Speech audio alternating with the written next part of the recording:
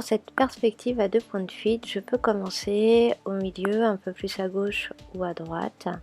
Dans mon cas, je vais démarrer un peu plus à droite par une verticale qui correspondra à l'angle de fond de ma pièce. Cette pièce sera une cuisine.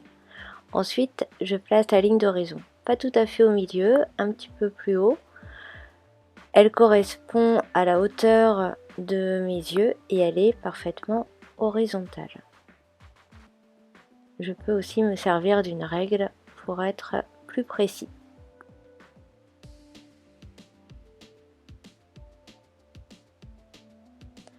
De part et d'autre de ma verticale, je vais tracer un point qui correspondra au point de fuite. Celui qui est à droite correspondra au mur qui est à gauche et inversement. Je détermine la hauteur de mon angle et je commence par le mur qui est à droite en le reliant au point de fuite qui est à gauche.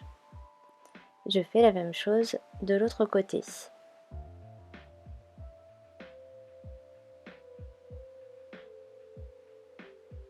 Ainsi, j'obtiens mes deux murs. Je vais ensuite, toujours en me servant des points de fuite, tracer les éléments de ma pièce. Ici, un premier plan de travail.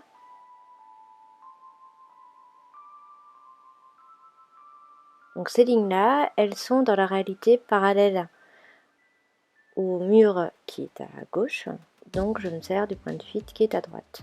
Je décide de placer une porte, donc le haut de la porte, elle est parallèle au mur qui est à droite, donc je me sers du point de fuite qui est à gauche. Je place un deuxième plan de travail. Donc au début mes formes sont plutôt globales, cubiques, que je viendrai détailler au fur et à mesure. Pour l'instant, on place les éléments. Ces prochaines lignes parallèles à celle-ci également, donc rejoint le point de fuite qui est à gauche. Quand les distances sont longues, je préfère me servir d'une règle pour être plus précis. Je vais maintenant placer une table au milieu. Alors, ça dépend si je souhaite qu'elle soit à la même hauteur que le plan de travail, ou plus haut ou plus bas. Dans mon cas, je considère que c'est un îlot, donc qui est à la même hauteur que les plans de travail. Donc je me suis servi d'un point qui se situait sur une des lignes de mon plan de travail pour être à la même hauteur. J'efface quelques traits qui ne sont normalement pas visibles afin d'être trop perdu dans mes traits.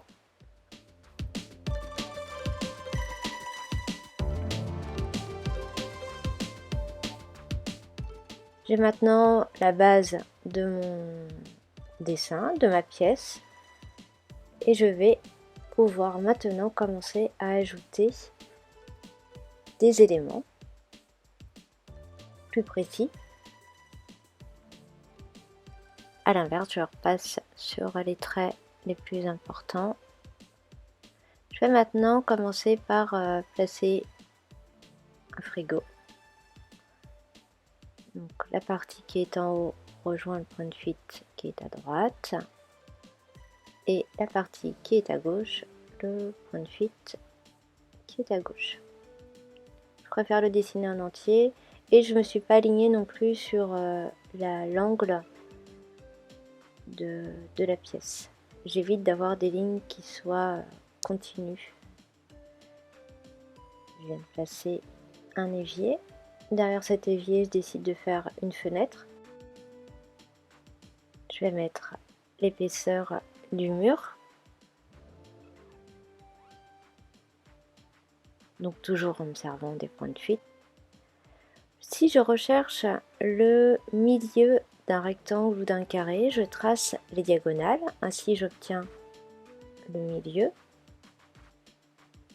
Et je peux y placer un montant. Sauf que là, c'est plutôt à l'arrière que je recherche, sauf que la partie qui est en arrière, je ne l'ai pas en entier.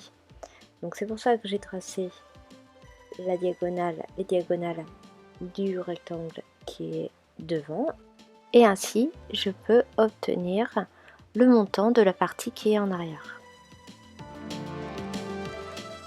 des éléments de détail que je commence à placer. Je décide de placer un élément à hauteur. Je commence par une verticale, je détermine sa hauteur et je vais ensuite rejoindre au point de fuite de chaque côté. Donc la question à se poser à chaque fois, c'est de se dire, lorsque je trace une ligne qui dans la réalité est horizontale, avec quoi est-elle parallèle? Là en l'occurrence, la ligne que je trace là est parallèle au mur qui est à gauche et donc rejoint le point de fuite qui est à droite.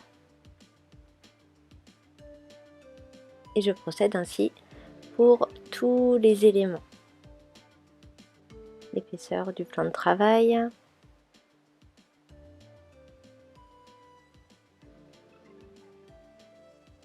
les tiroirs par exemple. Et à chaque fois, vérifiez que vos lignes convergent bien vers le point de fuite. Je vais arrêter mon plan de travail à cet endroit. Donc je rejoins toujours le point de fuite. Mais celui-ci normalement devrait sortir de la feuille. Là pour l'exercice, je les ai bien sûr placés dans la page. Mais normalement, elles sont beaucoup plus éloignées.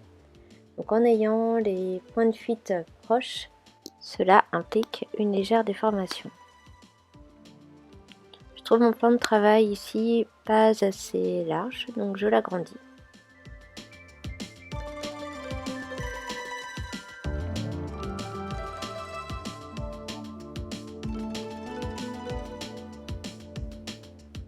Je souhaite placer une hotte au-dessus de ma plaque à induction, donc je peux me servir de la largeur de ma plaque déjà, que j'élargis un petit peu finalement. Ensuite, deux possibilités, soit je la fais parallèle, soit je la fais inclinée. Pour ce cas, je ne me servirai pas du point de fuite. Mon choix va vers une hotte à l'horizontale, donc je rejoins les points de fuite. Le conduit.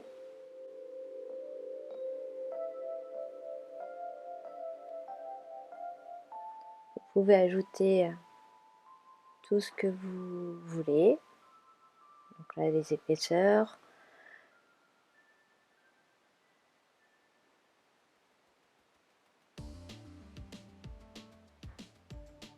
À vous d'inventer ou pourquoi pas de vous servir de l'existant.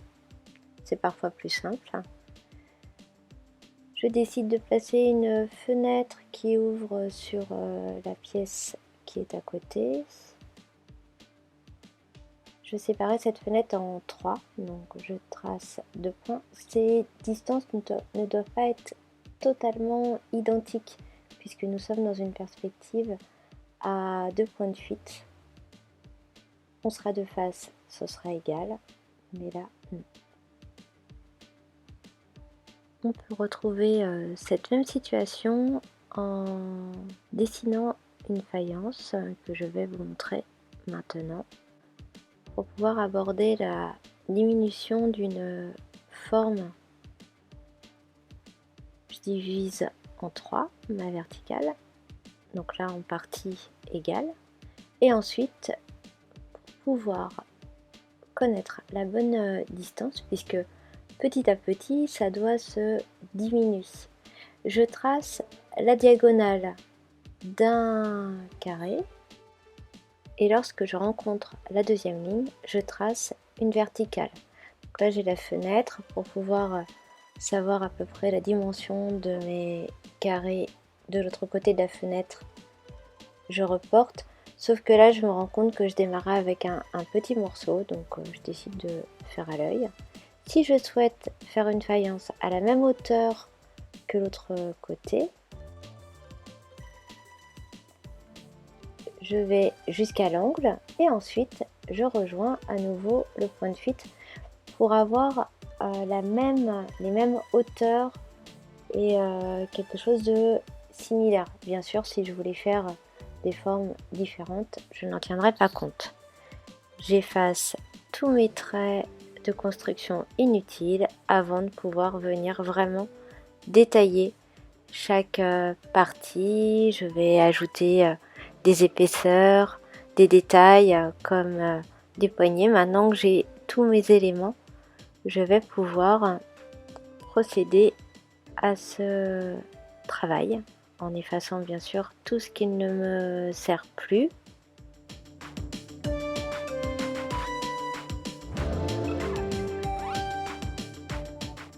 Je commence aussi à ajouter des objets comme un grille-pain par exemple. Ça permet aussi d'apporter plus de réalisme au dessin. Je trace un petit paysage au travers de la fenêtre, vraiment très léger. C'est pas l'élément qui doit prendre le plus de place dans mon dessin. Là, c'est vraiment le travail de la perspective à 2 points de fuite qui est important.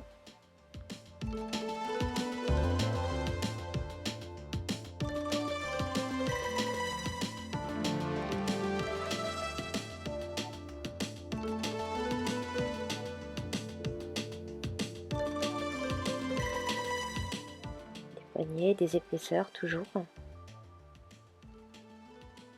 Et j'appuie un peu plus fort sur mes traits pour pouvoir faire ressortir les éléments de mon dessin. Alors pour l'évier, j'avais fait un petit retrait en dessous. Donc là maintenant, encore une fois, à vous d'ajouter tout ce que vous souhaitez à votre dessin.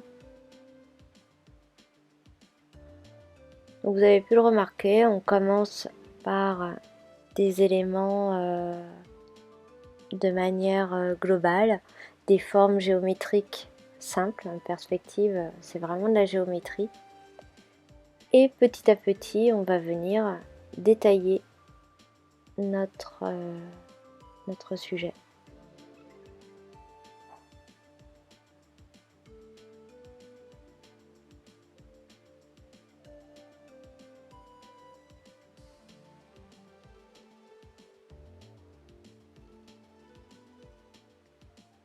J'ajoute une porte, alors elle est ouverte, pas complètement. Elle ne répond pas forcément cette fois aux lignes de perspective parce qu'elle n'est pas à 90 degrés.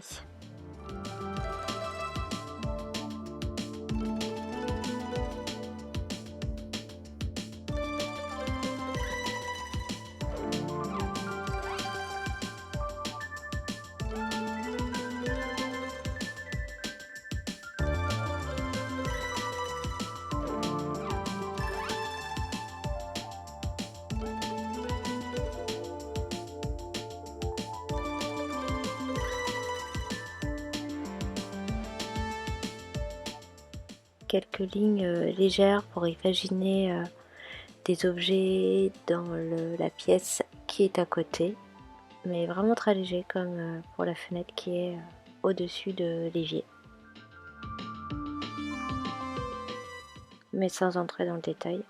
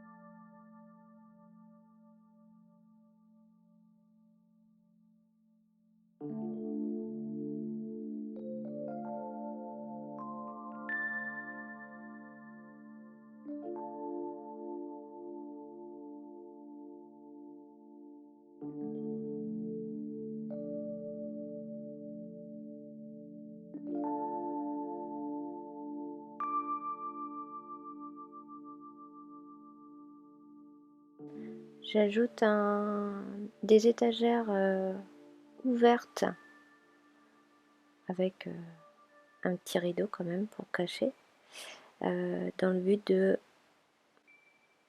pouvoir montrer l'épaisseur du plan de travail et aussi diversifier les meubles de cette cuisine. un luminaire avec des petits spots.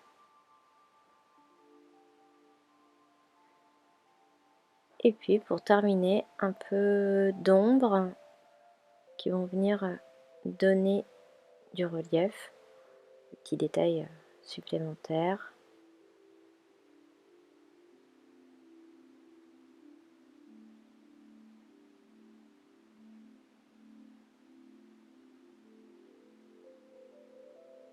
Et voici avec quelques ombres plus tard.